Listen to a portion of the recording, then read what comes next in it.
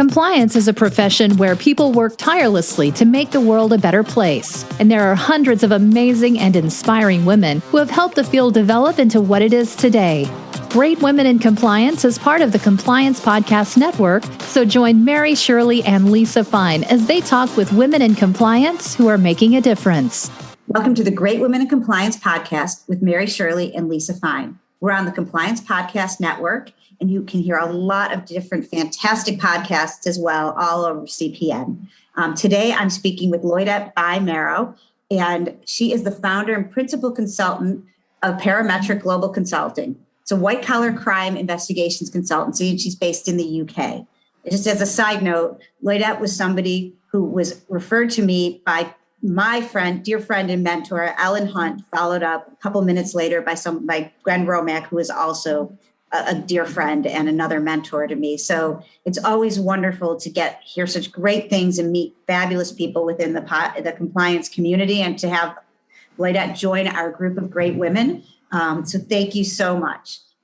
Before she started at ParaMetric, she was a principal investigative lawyer with the UK government serious fraud office and a prosecutor with various UK governmental agencies. I was really excited to talk to you, Lloydette, about how you've taken that government experience to build your consultancy with a global reach and just talk about investigative work. So with that, let's start with your background, Lloydette, and tell us about you.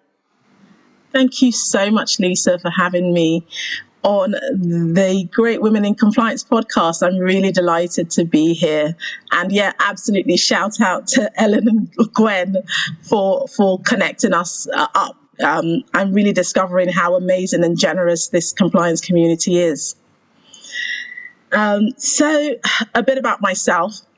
As you've already said, I am a former government prosecutor. I worked at a number of government departments, so the Crown Prosecution Service, which is, I guess, your sort of state prosecutor in the US, and then went on to work for the Serious Fraud Office and was the case lawyer for the second ever deferred prosecution agreement entered into by the SFO. And it was a case that I was the lawyer for from cradle to grave, especially in relation to the DPA. So from self-report all the way to the conclusion of the DPA, and then on to the trial of the individuals. And that was the point at which I left the SFO. I now, obviously, in 2017, I started my own consulting practice. It was a huge leap of faith, but it was one that I've never, ever regretted, and I haven't looked back. And I thoroughly enjoy what I do now, which is helping my clients that are both multinational corporations and large private companies with internal investigations that they are dealing with, advising them on issues in relation to deferred prosecution agreements, and providing strategic insight and training for them and their teams. So let's ask a little bit about the beginning of starting your consultancy and some of the things, the barriers, opportunities. Talk a little bit about being a woman and starting a business. Particularly, I don't know as much about within the UK. So can you just talk a little bit about your personal experience? I come from quite an entrepreneurial family, and I've seen my mum basically both hold down a full-time job, but also she had this amazing side hustle. And I have a sister who's a very successful businesswoman. And so I think even though I'm a woman in the UK starting a business, I have this, and my father is also in business, I have this background of seeing both women in my family as well as my dad thrive and succeed in their businesses. And I remember when I first started considering transitioning from my job at the SFO to private practice, I spoke to my mum, my dad, my siblings, obviously my husband, and, got so much encouragement from them about this decision to step out. I think as women, as a woman in the UK starting a business, one of, I think, the major obstacles that you face, I think actually as women across the world, to be honest with you, is this, the way that you think that you're not good enough, that you are, you're not going to be able to do what it is that you set out to do. And so that was a huge thing for me, because when I first started my business, I had an idea of what I wanted to achieve. And then self-doubt creeps in. And you constantly have to battle against that and keep your eyes on and focus on what it is you believe you've been called to do and how you're going to go about achieving that. Yeah, it's funny. For me, one of the things, I mean, I even remember this, especially from law school, and the guy who carried in the U.S. Constitution in a pocket size in his pocket. And I was like, these people all know so much more than I do. Yeah. They're so confident. And it's particularly men, some women too. And then I realized, I don't know if that's actually the case, or do they just, speak out loud more and more, authoritatively. That took me many years. But sometimes I'm thinking, well, wait, sometimes they're just talking so people think they know what they're talking about. Absolutely. So, absolutely. And I think it's about putting yourself out there and putting yourself in those situations that make you uncomfortable. But in those situations that you're uncomfortable in, that's the opportunity for growth. And, when people say to me, oh my gosh, you have this amazing CV. I remember at the beginning, I think you think, really? Gosh, I don't feel like it. And again, it's this process in your head that you almost have to get over yourself. And recognize that if you're going to do what it is you're supposed to do, and if you set out to do this, then for goodness sake, do it. Go ahead and do it and give it your 110%. I think because sometimes we can be so scared of failing. I never realized I was a perfectionist until I set out in business. And then you question yourself so often, and you think, well, what if I do this? What if it doesn't work? Well, if it doesn't work, you would have learned an incredible life lesson from that. You'd have learned to be a better businesswoman. You'd have learned how to navigate that challenge when it comes around again, and you keep it moving. Yeah, I mean, I say this too sometimes to people when they're so worried, or me too, about what I'm doing for work, and I think I might make a mistake. I will make a mistake. But like you said, what's the consequence? And fortunately for me, and maybe not for everybody who's listening, I mean, my mistakes are not risking people's lives, touch wood. I mean, but, it's kind of like if I do something wrong, it's not like I'm doing major brain surgery right now. It's important work. I take it very seriously, but you can fix mistakes. It's just a question of recognizing them, I think, sometimes, and accepting that this is what happens. And yes, being a perfectionist, I'm trying to be a recovering one. Some days I'm better than others.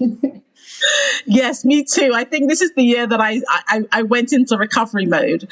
And I think, you know what, if I want to say something, I'm just going to say it. And obviously considered it, but I'm going to say it. If I want to write an article about something, I'm going to write that article. And if 500 people read it, great. If 5 people read it, great. But the point of it is to get out of my comfort zone, to do the things that I want to do, and to do it even if I'm afraid. And recognizing actually that in doing that, there is so much richness that comes from people's feedback, but also from you being able to say to yourself, I did this, And I've been in my business now. I've been running my business for 4 years, almost 4 years next month. And I have worked harder, Lisa, in my business in the last 4 years than ever in my entire life. It's the hardest I've ever worked, and it's nonstop, because when you run your own business, you never switch off. Right. You never get to take a day off, even though you should for self-care purposes. It can be very difficult to compartmentalize your life and say, well, okay, that's the end of work and this is the start of everything else. And so in this process of the last 4 years, you're learning how to almost recalibrate yourself, working much harder than ever before, but also recognizing the need for a healthy work-life balance. Yeah, that actually is a really great segue to a little bit of talking about what services that ParaMetric provides, and sort of the niche that you have and that you built and what you've grown in there, because you've got a great prosecutorial government background, and then you're helping with those specific situations, but also, kind of figuring out where your niche is and how that falls. Can you talk a little bit about that and kind of what you were looking for and where you see your services fitting? I just think it's a really interesting area. This was a process. When I first started off, absolutely, I can tell you a bit about that. When I first started off, I had an idea of what I wanted to do. But I think as lawyers, sometimes one of the most difficult things that you can come across when you leave the traditional confines of the profession is really being able to articulate your value and being able to see where you fit outside of the traditional confines of the profession. And I was sharing with a few people that, when I first started out, I'd say to people, I'm a lawyer. And they go, okay, that's great. Okay, so what do you actually do then? What can you do for me? Or what is it that you offer? What are your services? What value do you bring to the table? And I would say to you that process probably took me about a year to really articulate that in a way that I was convinced of it, but also that I could share that with other people. And I think my prosecutorial background gives me a really interesting insight into some of the challenges that organizations face. Because I've been on the other side of looking at those challenges and making decisions about whether or not to investigate, on whether or not to prosecute a corporate on the basis of something that's happened within the organization. And also, I think part of what I do is really around working with organizations to make sure that they don't continue to repeat the same mistakes over and over again, that we can break almost the cycle of sort of, crises that occur. Because I don't see my role just as an investigator. You go in, you investigate on behalf of a company, you conduct that investigation, which I can do, and then you go away. Actually, I think part of the work that we need to do and that I do with some of my clients is really around how do we ensure that the organization changes in a way that means it can move on in a healthy way. And I think sometimes we look at investigations as too much of a short-term process with quick results, rather than looking at the longer-term systemic issues that also need to be addressed. So I fit in that area, I think. And what's interesting about this here that I wanted to flip about and talk a little bit about is you worked with a U.S. multinational corporation. What you were talking about a minute ago is bringing your prosecutorial experience in to a different sort of set of circumstances. So I wanted to kind of flip over to when you started working, particularly as this independent outside counsel role, and you worked with a U.S. co-counsel and bringing your former prosecutor experience versus being the in-house experience. Having been a law firm person myself and then in-house, there are some differences and contrasts. So I thought you could talk about a little bit about both your interview approach, what you kept, what you thought you might change, and about those as you went through this process. Yes, so we were really delighted actually to be working with a large multinational corporation based in Texas. And my co-investigation counsel is an absolutely amazing person who has a wealth of experience as a former chief compliance officer in a number of large organizations. And so when we approach this investigation, I was coming from it very much from still as a prosecutor's mindset. I don't think you can get rid of your prosecutorial instincts that easily. And I remember we were preparing for the interviews and I looked at the text of the interviews. So we'd written some blurbs about what we were going to say. And I read it at first and I thought, my gosh, this is so, not necessarily, I guess the word I'd use, not nice, but it was so, there was no, what I thought at the time was, it needed some oomph. There was none of that was there. And I remember saying to him, maybe we should ask this question and maybe we should ask this, or do you think that we can proceed in this way? And we had a discussion, and that discussion was really around the approach that needs to be taken when you're dealing with corporates. And I think one of the things that I learned from that process in terms of how he approached the interview versus how I approached it is, number one, proceeding from the basis that you have to realize that the investigation may turn out to be nothing. There may be nothing there at the end of the day. Those allegations still have to be substantiated. But those individuals, they have to keep working in those organizations. And so you, as investigation counsel, have to take an approach which I think is extremely carefully considered, but also, you're not going to be confrontational about it. You're going to elicit the facts, but do that in a way that means that if your investigation doesn't identify any wrongdoing, that those people who can continue to work in those organizations and that the relationships aren't irreparably damaged. So it's a contrast to my previous experience as a government lawyer. Not necessarily that we were confrontational, but we were certainly much more forthright in terms of how we asked the questions, how we followed up, and what we were expecting to get out of those interviews. So the same clarity is there, but I think the approach was a much more measured approach than I was used to. Yeah, I also think from a prosecutorial standpoint, it's extremely, and also sometimes from a different kind of outside counsel role, you are looking for particular answers and you have particular objectives in interviewing and in speaking with people. And sometimes the other concern in-house or different approaches is what other things, what other rocks do we need to turn over? What, you have, it's not necessarily all about, figuring out getting enough evidence for, a prosecution or to be successful, but it is, we have to figure out all the problems and, and this is why I wanted to mention this now, coming back to, coming up with long-term systemic solutions. That's as much as figuring out, what happened. Obviously, there are certain people, that may have done more wrongdoing or things you have to handle differently. But I thought it's just an interesting, lesson. And now a couple of years out, how has that impacted you any more? Or, is it kind of evolving, or where does that come out for you? I think it's kind of evolving still, to be honest with you, because I really learned a lot from his approach, and I still continue to learn every day, because I think when you are in the private sector, absolutely, you do have to think about you're modifying your approach to ensure that you can meet the objectives that you set yourself, but also meet the needs of those who are your clients.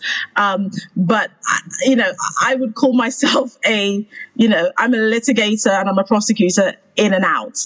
And so I think that there is a need for rigor. I think you can be rigorous in your questioning, but I'm learning how to measure that in such a way that you keep in consideration all those other factors that may be at play. Because when you're prosecuting, you don't necessarily have, all of those other factors that you have to consider when you're with a corporate.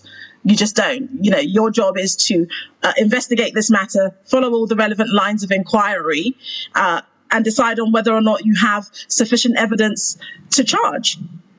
It's a much more straightforward dynamic in many ways, and that's not to oversimplify it, than when you're operating within the corporate environment.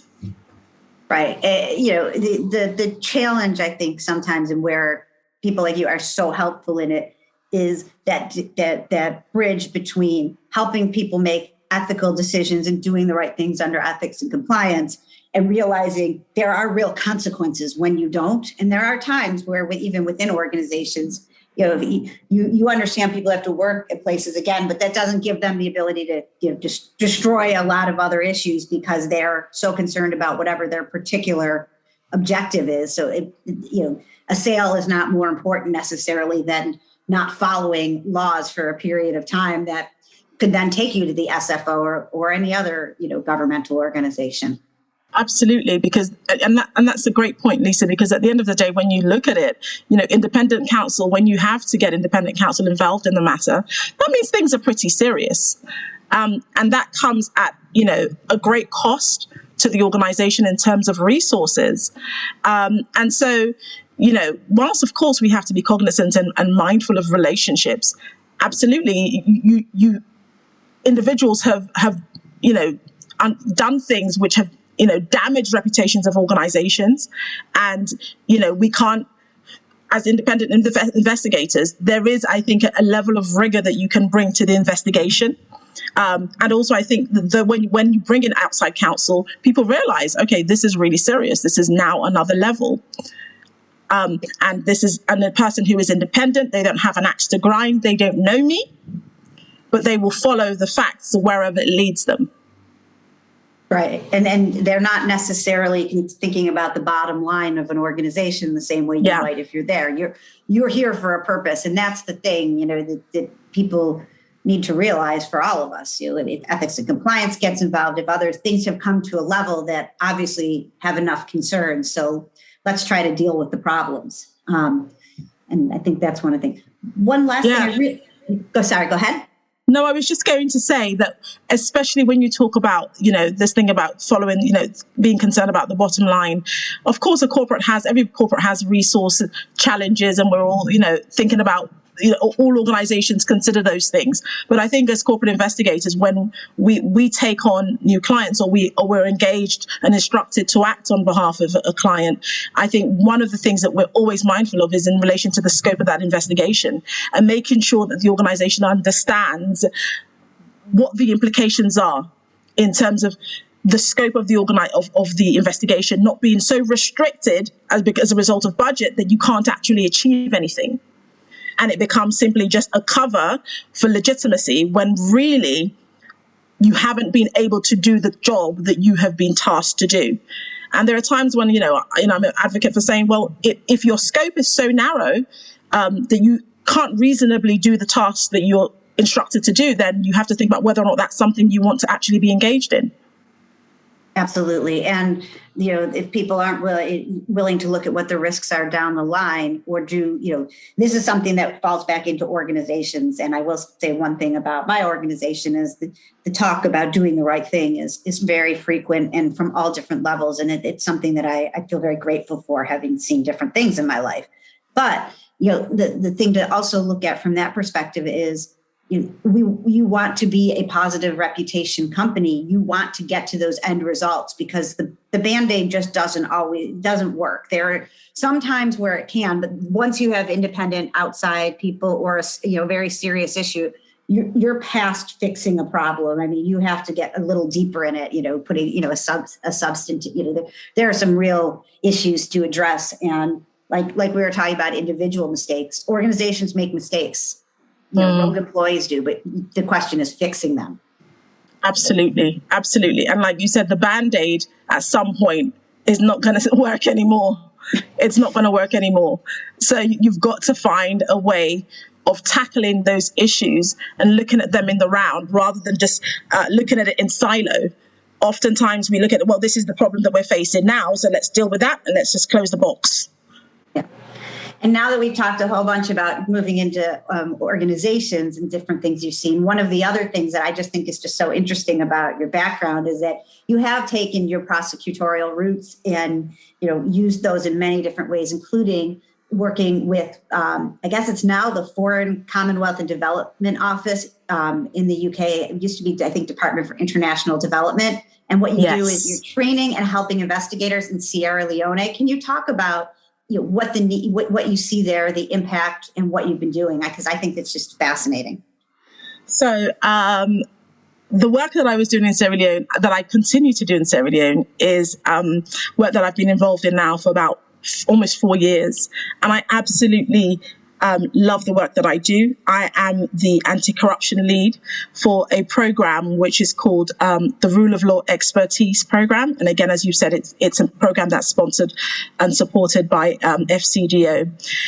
The reason why I got involved in that was because I wanted to find a way of using my skills to contribute to Sierra Leone's development. I am Sierra Leonean by birth and as well as nationality. I have a dual nationality. I'm British Sierra Leonean. And I really wanted the opportunity to be able to use my skills to help specific organizations. And the Anti-Corruption Commission was one of those that was a natural fit. And so what we've been doing out in Sierra Leone is that we work within the auspices of something called the UK Sierra Leone Pro Bono Network. And we design and deliver training. We offer mentoring, peer-to-peer support for both investigators as well as lawyers working within the anti-corruption division. But our work actually is a bit broader than that. We also work with the judiciary. So we have a very good relationship with the Chief Justice, and I was instrumental in working with the Chief Justice to develop an anti-corruption division of the High Court. And the work that we do, we can actually see the difference, because what we've done is that we've led teams to go to Sierra Leone. So teams including judges, senior police officers, forensic accountants, just to help those investigators and lawyers with getting up to date with the most current and best practice, giving them some insight into how we do things in our jurisdiction, not necessarily saying that how we do things in the UK is perfect. But giving them some other alternatives and showing them different ways in which they can work that can make their investigations more effective and make their prosecutions likely to succeed. And we've developed a wonderful relationship with the Anti-Corruption Commission, over 2 commissioners now, and we continue to work with them in terms of continued capacity building. And you talked also, how has it impacted both you talked about building and developing the anti-corruption division and the relationships, but it really has had an impact on the country too, hasn't it? Yes, it has, because the current anti-corruption commissioner of the commission is absolutely determined to make things work. And what we've seen is actually that the prosecutions we've seen an increase in prosecutions by the Anti-Corruption Commission. We've seen more successful convictions. We've seen just the investigation practices being just that much better than they were before. We continue to keep in touch with both the commissioner as well as the chief legal officer and the chief investigator. And so we're actually seeing the difference that it's making. And I think what we're seeing with the Anti-Corruption Commission is that actually the narrative around the Anti-Corruption Commission being an organization that didn't have any teeth is changing. And the Anti-Corruption Commissioner was actually awarded an award by the US government, I think only a few months ago, as being one of their anti-corruption champions, which is an incredible recognition of the work that has been done in Sierra Leone by the Commission. That's amazing. That is really just so exciting. Mary was talking in a recent podcast about all the that we don't always think of ourselves as cool in ethics and compliance, but I have to say this is super cool. It's a very technical term.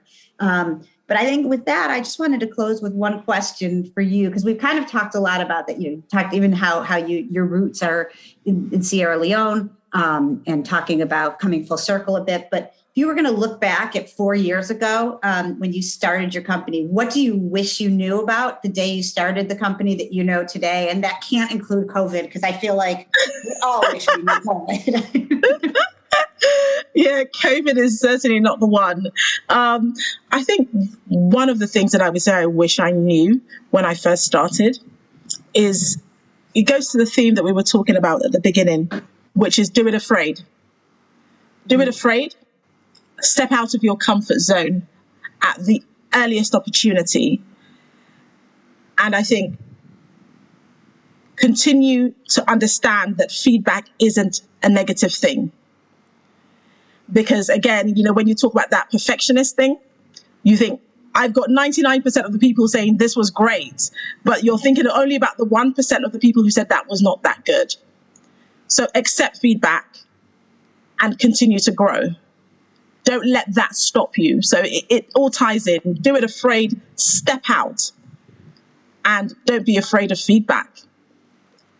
Whenever I get feedback these days, I think of it as an opportunity to grow, and I think of it as an opportunity to refine myself so that I can be even more excellent at all the things that I do. Well, thank you for being excellent at all the things you're already doing and for spending some time with us today. Thank you for having me. Yeah, on behalf of the Compliance Podcast Network and also our Corporate Compliance Insights. And thank you just for really joining and learning. And I really appreciate it. Have a great day. You have a great day too, Lisa. Thank you. Thanks for joining us for this episode of Great Women in Compliance. We hope you'll join us in honoring the great women in the compliance field by subscribing to this podcast and leaving a review.